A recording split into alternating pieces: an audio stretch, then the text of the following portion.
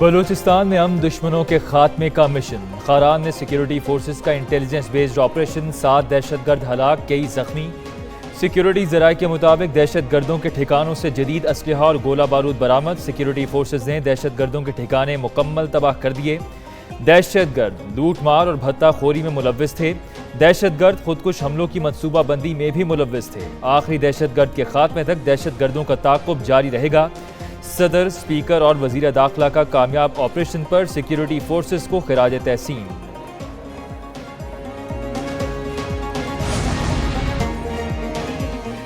دہشت گردوں کو بلوچستان کا امن خراب نہیں کرنے دیں گے، صوبائی وزیر راحیلہ حمید، ڈپٹی اسپیکر غزالہ گولہ اور دیگر ارکان کی نیوز کانفرنس۔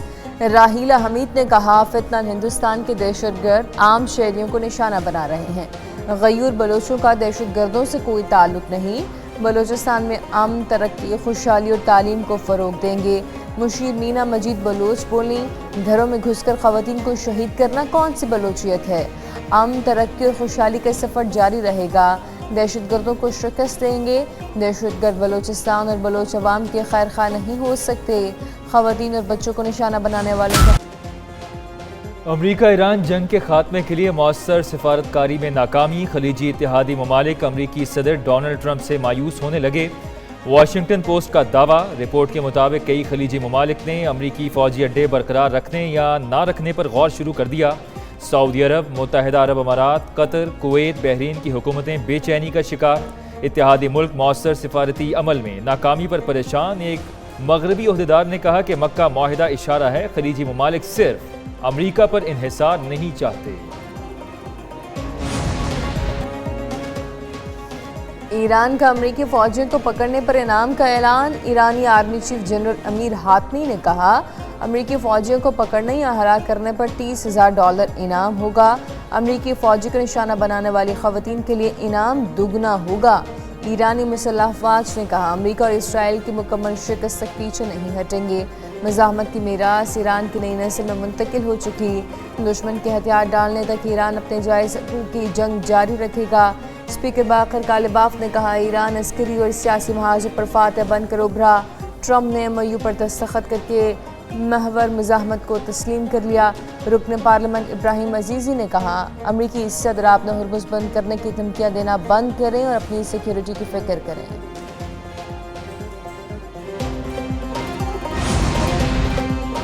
ایران میں مہنگائی کی بڑی وجہ بندرگاہوں کی ناکہ بندی ہے۔ صدر مسعود پزشکیان نے کہا کہ تیل کی برآمدات پر پابندی سے بھی مہنگائی بڑھی۔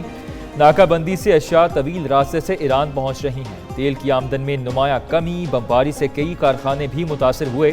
معاشی مشکلات کے باوجود معیشت کا پہیہ چلنا چاہیے۔ وزیر خارجہ عباس عراقچی نے کہا کہ عمان سے مذاکرات اور آبنائے ہرمز کھولنا الگ معاملات ہیں۔ مذاکرات کا مقصد بحری جہازوں کے لیے نئے راستے کا تعین کرنا ہے۔ مذاکرات میں جلد پیش رفت ممکن ہے۔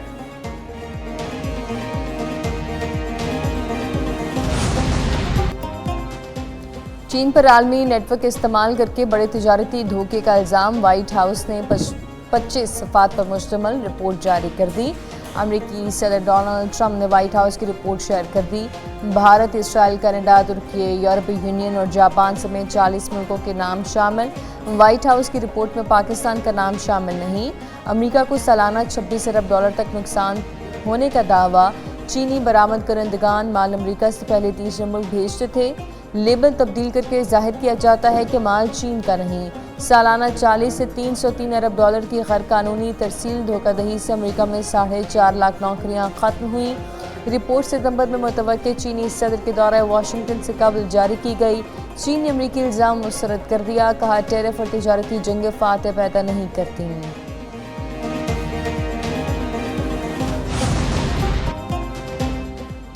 نواز شریف کی زیر صدارت نون لیگ کا مری میں مشاورتی اجلاس ختم۔ سابق وزیر اعظم نواز شریف اور وزیر اعلیٰ پنجاب مریم نواز لاہور روانہ۔ ذرائع کے مطابق وزیر اعظم آزاد کشمیر اور خواتین کی مخصوص نشستوں کا فیصلہ کر لیا گیا۔ نامزدگیوں کا اعلان کل نواز شریف خود کریں گے۔ خواتین نشستوں کے لیے سہرش قمر، نثارہ عباسی، مریم ادریس، مسز راجہ عابد، مریم کشمیری، ناصرہ صدوزئی، ماریہ ترانہ کے انٹرویوز ہوئے۔ اوورسیز نشست پر نون لیگ برطانیہ چیپٹر کے صدر عبد الرحمان مضبوط امیدوار۔ احسان دانش، تنویر جلال اور جاوید اقبال کے نام بھی زیر غور۔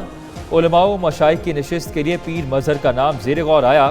ٹیکنوکریٹ نشست پر بیرسٹر افتخار، شاداب سکندر اور محسن عزیز کے نام زیر غور۔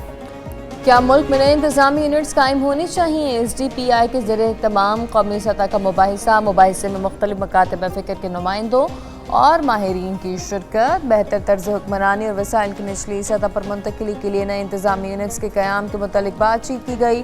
مقررین نے زور دیا گورننس کی بہتری کے لیے نئے انتظامی یونٹس بننے چاہیے۔ ملک میں ترقی کے لیے اختیارات کی نچلی سطح تک تقسیم ناگزیر ہے۔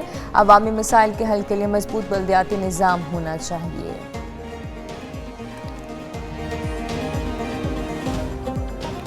صوبے لسانی بنیادوں پہ بنائے گئے۔ زیادہ صوبوں کی بھی ضرورت اس لیے تھی کہ صوبے بھی ڈسٹرکٹ اور ڈویژن کے طرح ایک ایڈمنسٹریٹو یونٹ ہے۔ ہم مختلف سیاسی جماعتوں سے جا کر اس حوالے سے گفتگو کریں گے۔ ایک بڑے قومی ڈائلاگ کی ضرورت ہے اس حوالے سے۔ ایڈمنسٹریٹو یونٹس بنیں گے تو سندھ کے ہاری کسانوں کو بھی آزادی ملے گی، وہ اپنا وزیر اعلیٰ چینج کر سکتے ہیں، بدل سکتے ہیں۔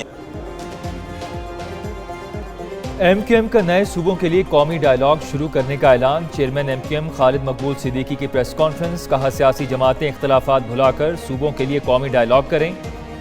جہاں صوبوں کی بات ہوگی ایم کیو ایم حمایت کرے گی۔ آبادی بڑھنے کے باوجود صوبے نہیں بنائے گئے۔ صوبے بنانا ایم کیو ایم کی نہیں، پاکستان کی ضرورت ہے۔ اگر صوبے بنانا غداری ہے تو آئین میں اس کا ذکر کیوں موجود ہے؟ مصطفیٰ کمال بولے کہ موجودہ نظام لوگوں کو بدگمان کر رہا ہے۔ انتظامی صوبے بنانا تقسیم نہیں، انتظامی یونٹ سے سندھ کے ہاریوں اور کسانوں کو آزادی ملے گی۔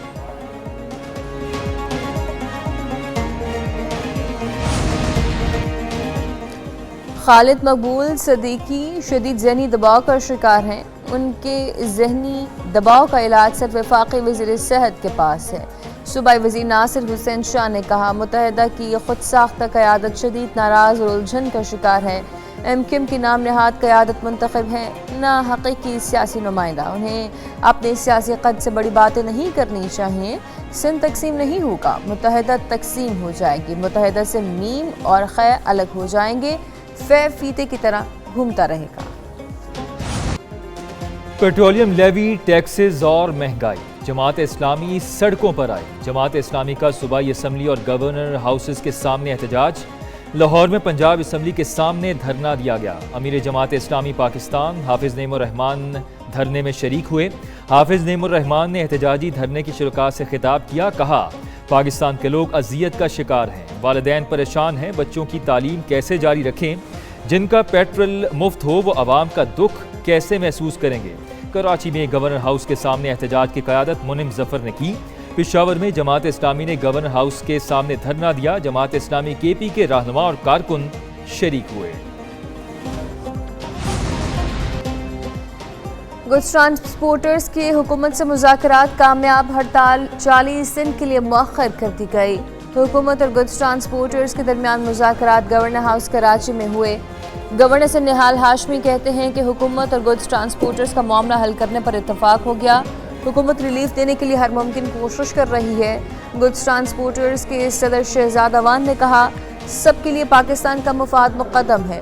حکومت نے پیٹرولیم قیمتیں یومیہ طے نہ کرنے کے لیے 15 روز کا وقت مانگا۔ ود ہولڈنگ ٹیکس پر مسائل کے حل کی یقین دہانی کرائی۔ ٹول ٹیکس اور ٹول پلازا کے متعلق مسائل پر کمیٹی بنائی جائے گی۔ اس وقت سب سے بڑی ضرورت برآمدات بڑھانا ہے۔ پاکستان کو $1 ارب کی ضرورت ہے۔ زر مبادلہ کے لیے تمام وسائل بروئے کار لانا ہے۔ وفاقی وزیر احسن اقبال کہتے ہیں کہ برآمدات قومی ترجیح ہے۔ اس کے راستے میں رکاوٹ ملک کے مفاد میں نہیں، سیاسی ایجنڈے سے اس کی راہ میں رکاوٹ ڈالنا ملک کے ساتھ ظلم ہوگا۔ ٹرانسپورٹرز کی ہڑتال سے ایکسپورٹرز کے آرڈرز خطرے میں پڑے۔